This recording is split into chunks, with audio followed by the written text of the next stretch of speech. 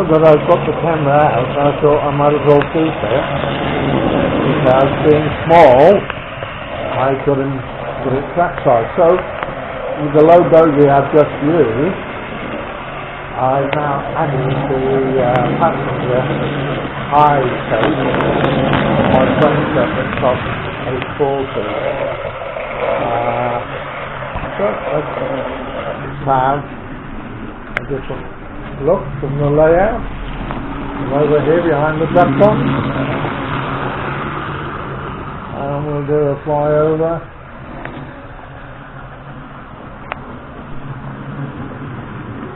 This is easy for me to work with because the table is about 1 foot, 30 centimeters higher than the bed, and I can sit down and easily film this. So we'll stop this here, and we'll change over to some high-sided goods wagons. I'll keep running the blue loco because the battery is very good in it, just to show you some of my rolling stock.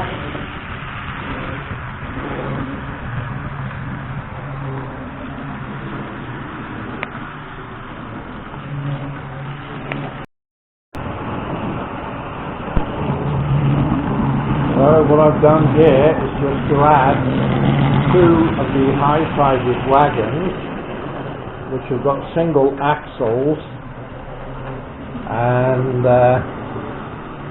they're short wheelbase. I have 2 other high-sided wagons which have got slightly longer wheelbase, but of course running on the 8.0 track the radius is much larger, and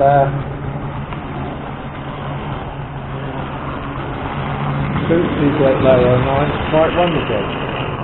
So let's, if I can film down here through the farm, just for a different view.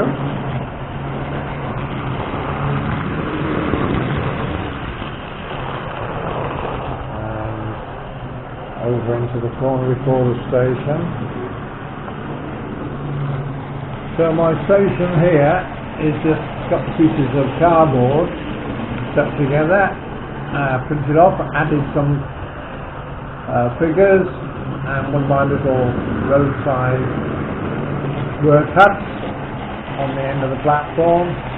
Nothing spectacular. And the ballast here I just spread very haphazardly, and then I had a little bit of static grass left over, and I just scattered that and dripped some glue on top of it, which formed like puddles. So I painted the puddles in blue to give it the effect of some marshy, grassy, greeny land. So if I was to put the camera in the high-sided wagons, the lens would be covered. So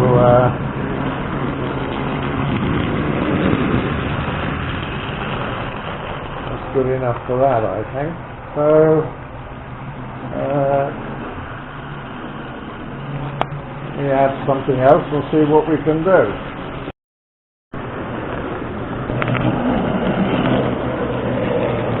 Well, I've added on another 2 high-sided wagons, which have got slightly longer wheelbase.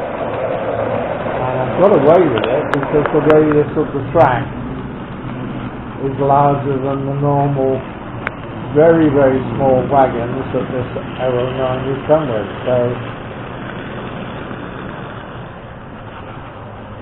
let's just swivel round a bit. We've got some bright sunshine, but most of it's blocked by the block of apartments in front of our apartment block, but we get a lot of light reflected off it, so that does help. We're in autumn here, the last month of autumn. Temperature today is about 22 degrees, which is a little bit cooler than it would be normally. We can expect temperatures in the winter, where we are on the southeast coast of Brazil, normally about 21 to 24, and some days we do get up around 30 degrees. I've been swimming in the sea in the winter here, something I could not do back in the UK. So, without putting any passenger wagons, I think that's what I will do for today on my country layout. So I hope you enjoyed this, and we'll see when I come to look at it on the computer how it looks visually. So bye for now.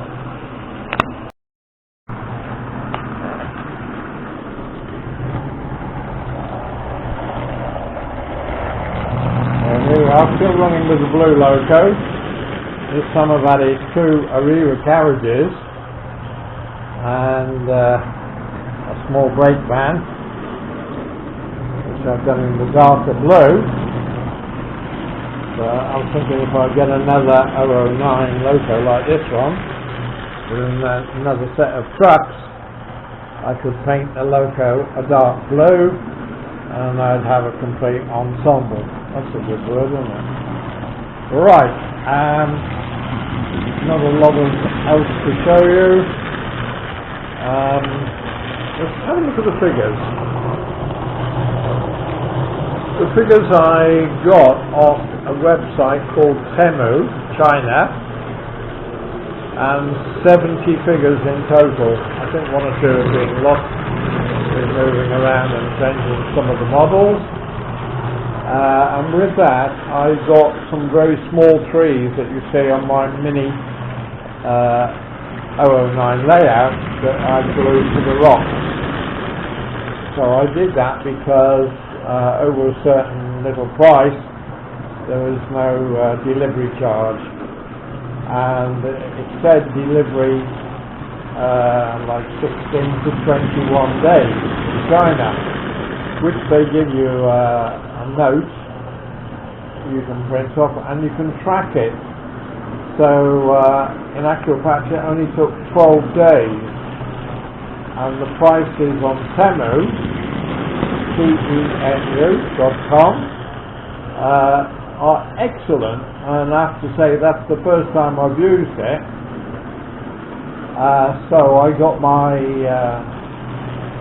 my mini trees, of which there's about I guess something in the region of 60 plus I got I think in truth it was something like 40 people, not 70, and with the quick delivery and the goods arriving in good quality, well packaged, I would use again. We have many local websites for trains, and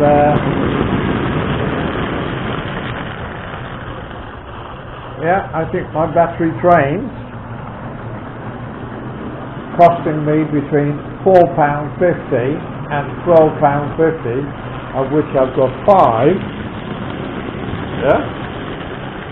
So I have 3 at £12.50,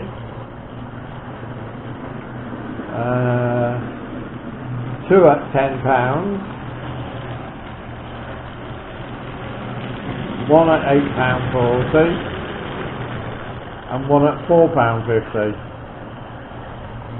Most of the buildings I have printed off the internet for free,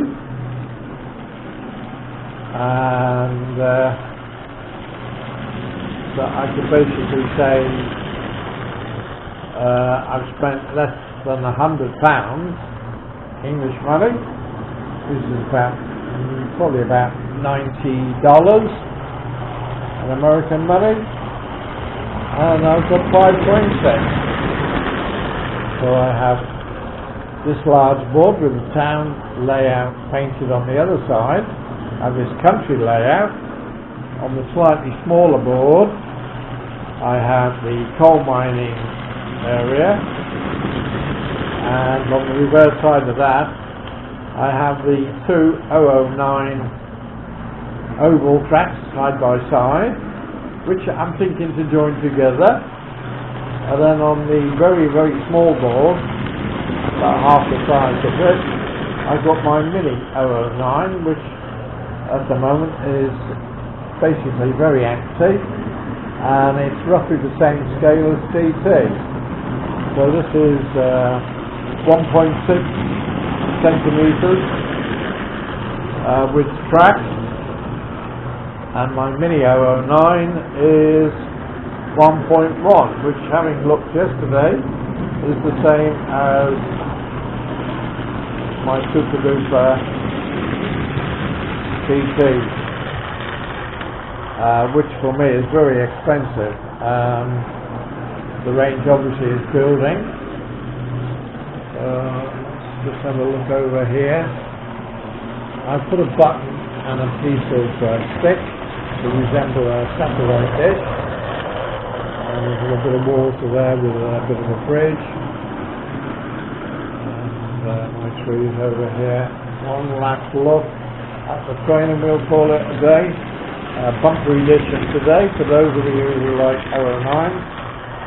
And I prefer them much to my HO trains, which seem to hurtle around the track far too quickly. So that's it for now. Any comments? Please say so. All criticism is welcome. Bye for now. Have a great Sunday. We have the World Cup and we have Formula 1 today. Ta-da! To be honest, I prefer my train. Bye for now.